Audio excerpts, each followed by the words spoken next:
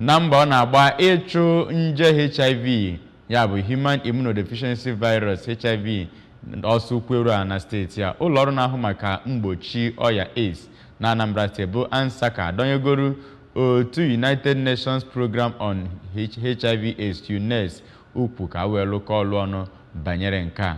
N'ọgbakọ atụmalụ abalị abụọ otu abụọ ahụ mere n'Ọka ka ndị ji okwu ha gba izu si n'otu dị iche iche ji wee kpọọ oku ka ejikọta aka ọnụ kwalite ịlụkọ ọlụ ọnụ n'etiti ha iji tụpụta atụmatụ ga-abụ kpoo ma zuo oke iji wee gbochie nje HIV. Emmanuel Chigbata ga-akọtapụrụ gị akụkọ a.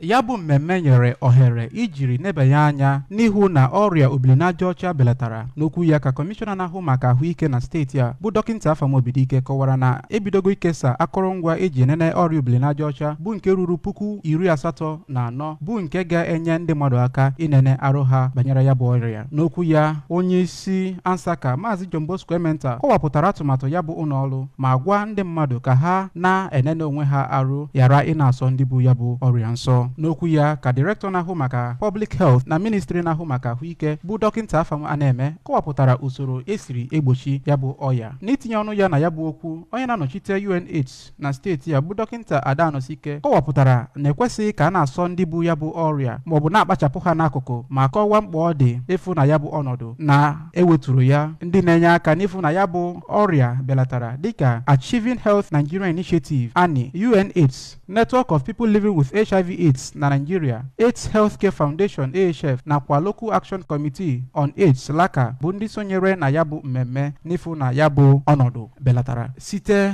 n'Ọka, Emmanuel Chigbata maka akụkọ ụwa ABS.